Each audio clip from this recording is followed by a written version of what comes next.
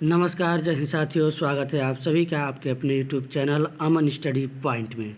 साथियों, इस वीडियो में यूपी टेट के हिंदी के महत्वपूर्ण 30 प्रश्नों को देखेंगे और ये सभी प्रश्न आपके प्रीवियस ईयर पेपर में पूछे जा चुके हैं। तो यह पेपर जो 19 दिसंबर 2016 को हुआ था, उसमें सभी प्रश्न आपके पूछे गए थे।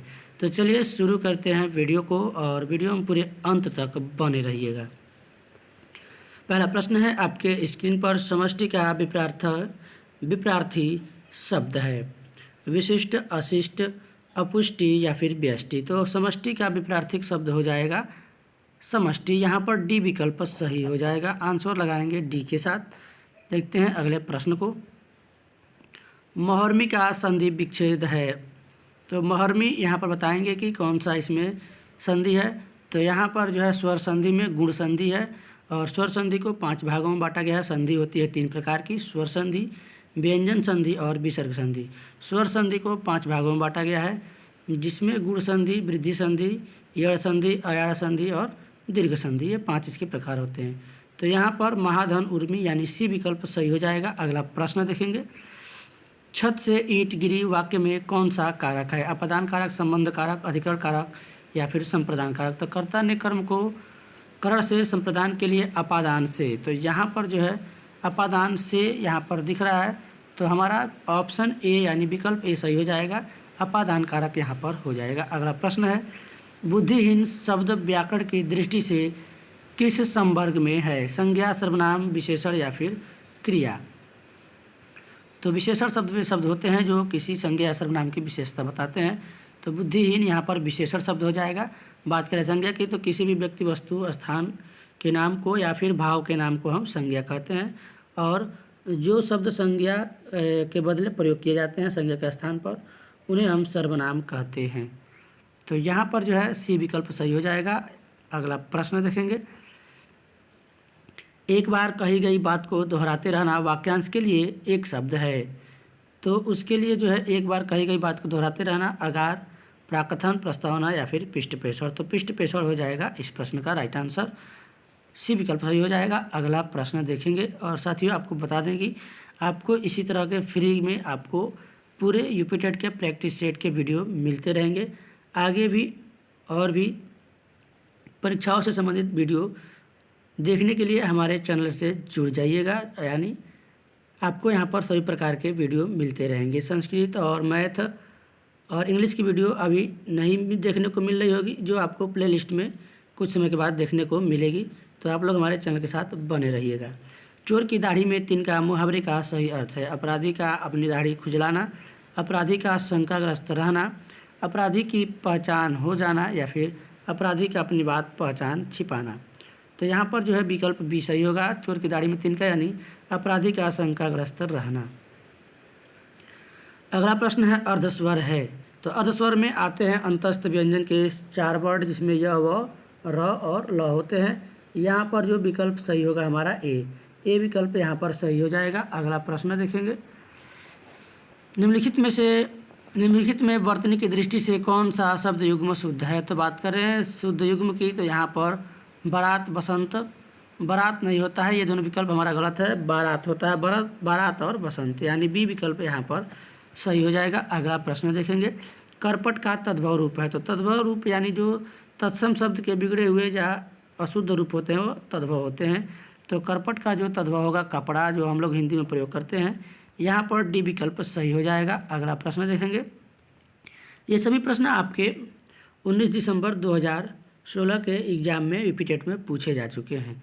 इसके बाद हम लोग जब प्रीवियस ईयर का पेपर समाप्त हो जाएगा तो हम लोग प्रैक्टिस सेट यहाँ पर लगाएंगे। बिल्कुल पूरे के पूरे 15 प्रैक्टिस सेट आपको सारे सब्जेक्ट के यहाँ पर मिलेंगे। काहे री नाली तू कुम्हलानी, तेरे ही नाली सरोवर पानी, पंक्ति के रचनाकार कौन है? तो इसके जो रचनाकार हैं कबीरदास जी हैं। सी विकल्प यहाँ पर सही हो जाएगा। अगला प्रश्न देखेंगे। मुकुंद किसका पर्याय है? विष्णु, शिव, सूर्य या फिर कामदेव। तो आपको हम बता दें साथियों कि इसके पहले भी वीडियो है जो आपके प्रैक्टिस सेट के, वह हमारे चैनल पर उपलब्ध है। आप लोग चैनल के प्लेलिस्ट में जाकर उन सभी वीडियो को देख लीजिएगा, अगर आप लोग वो वीडियो नहीं देखे हैं। तो बात करें इस प्रश्न की, तो राइट आंसर यहाँ पर जाएगा ऑप्शन ए के साथ। मुकुंद शब्द जो है यह विष्णु का पर्याय है। इनको जो हम केशव, गोविंद, उपेंद्र, दामोदर, पीताम्बर, नारायण आदि नामों से भी जानते हैं, यानी ये इनके पर्याय हैं। ये भी आप लोग याद रखेंगे, उपेंद्र, दामोदर, गोविंद, केशव। तो ए विकल्प सही हो जाएगा। अगला प्रश्न देखेंगे, वनिता का प्रयोग किस अर्थ में होता है? जंगल, स्त्री, पुस्तक या फिर व्यवसायी। तो यहाँ पर जो है वनिता का जो प्रयोग होता है यह किस अर्थ में होता है? स्त्री के अर्थ में होता है। यहाँ पर बी विकल्प सही हो जाएगा। अगला प्रश्न देखेंगे, सहद शब्द है तत्सम, तद्भव, देशज या फिर आगत शब्द। तो जो सहद शब्द है यह जो है आगत शब्द है, और इसमें जैसे हिंदी में देशज, विदेशज, तत्सम, तद्भव अलग अलग इसको बांटा गया है शब्दों को। तो जो ये शब्द है, बहुत से जो शब्द हैं वो हिंदी में विदेशी शब्द हैं। अगला प्रश्न देखेंगे, निरामिष किसे कहते हैं? मांस रहित भोजन, मोक्ष का इच्छुक, रात्रि में विचरण करने वाला या फिर मृत्यु का इच्छुक। तो निरामिष हम लोग कहते हैं मांस रहित भोजन को। तो यहाँ पर ए विकल्प हमारा सही हो जाएगा। अगला प्रश्न देखेंगे,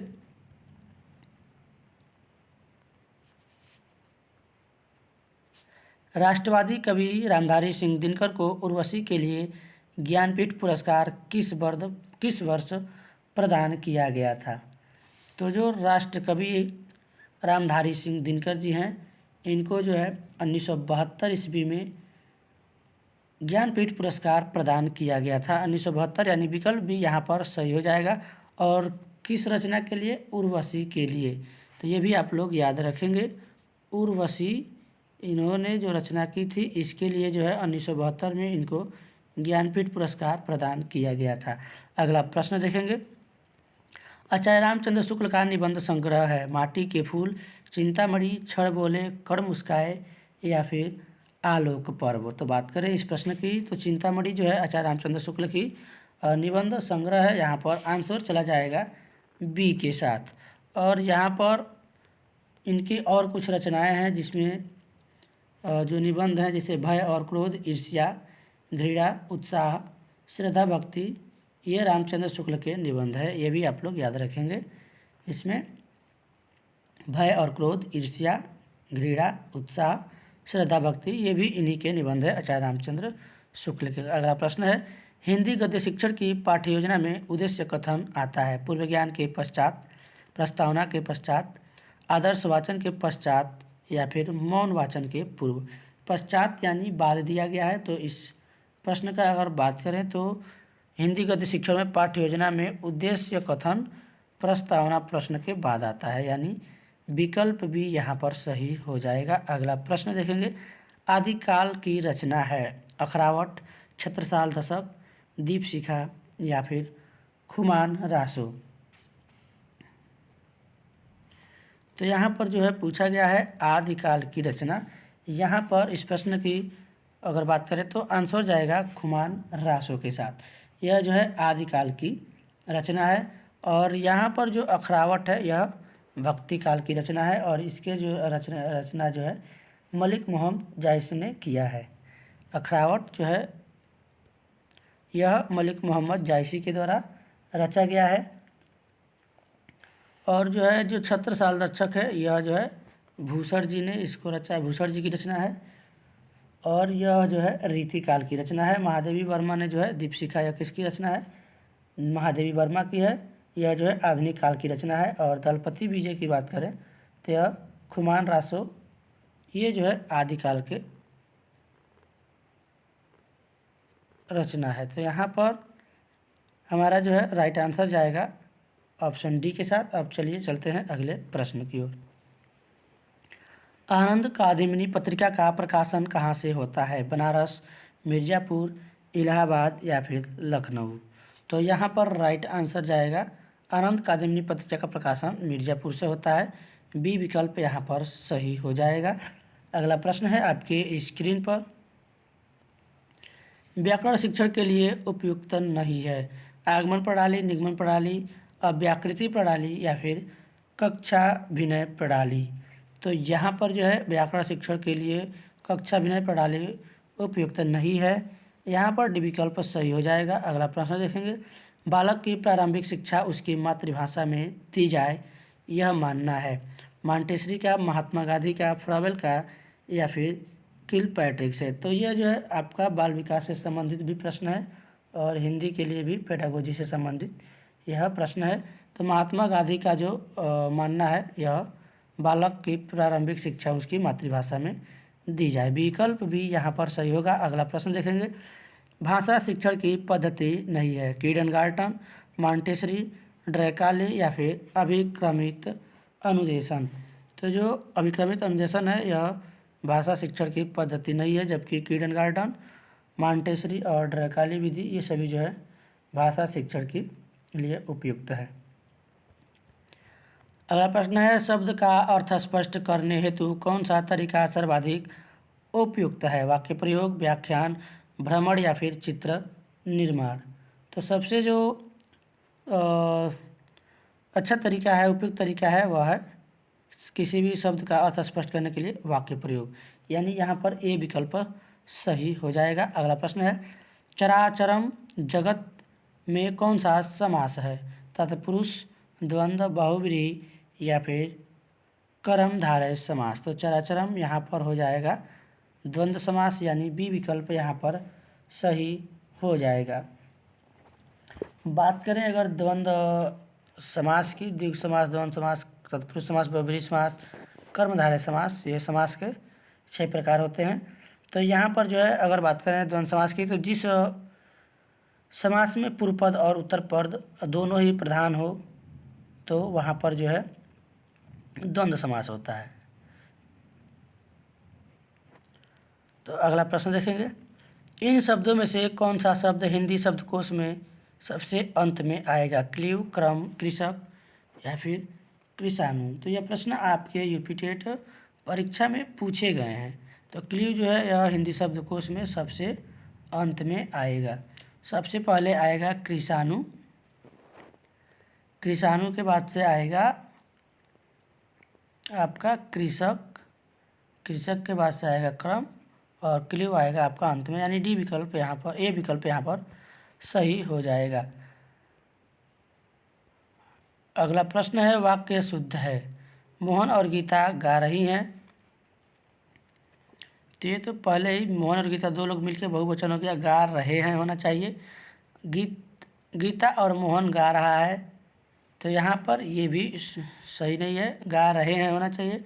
मोहन और गीता गा रहे हैं, तो देखिए गा रहे हैं, यानी सी विकल्प यहाँ पर सही हो जाएगा। मोहन और गीता गा रही है, तो ये भी गलत है, यानी सी विकल्प इस प्रश्न का सही होगा। अगला प्रश्न देखेंगे, श्री गुरुचरण सरोज रज निजमन मुकुर सुधार बरनऊ रघुवर विमल जसु जो दायक फलचारी में छंद है दोहा, सोरठा, रोला या फिर बरवे।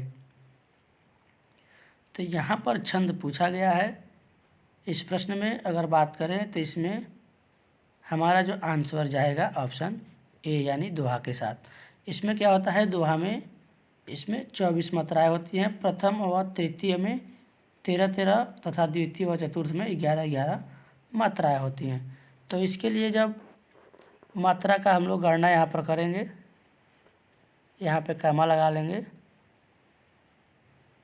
और इसमें जब हम लोग प्रथम और यहाँ पर तृतीय को देखेंगे तो उसमें 11 मात्राएं आएंगी।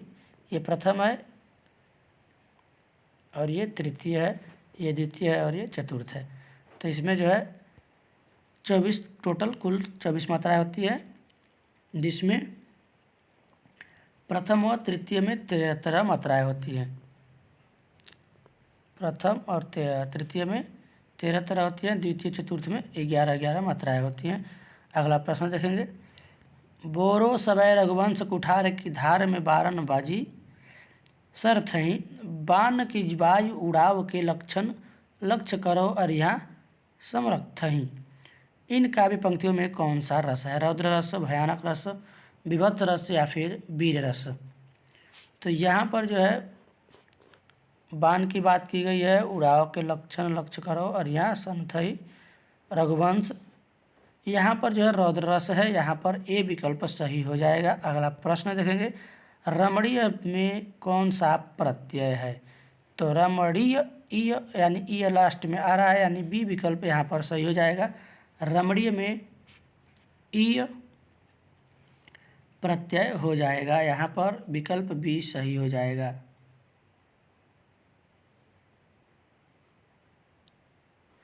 तो यहाँ पर अनियर दिया गया है, यर को अगर हटा दें तो यहाँ पर विकल्प हमारा ए भी यहाँ पर सही होगा। रमणीय अनीय भी हो सकता है, क्योंकि अगर यहाँ पर र को हटा दें तो आप लोग कमेंट बॉक्स में बताएंगे बी होगा कि सी।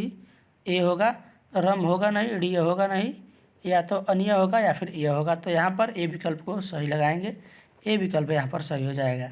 तो साथियों, इस वीडियो का आखिरी प्रश्न है, अभ्यागत शब्द में कौन सा उपसर्ग है?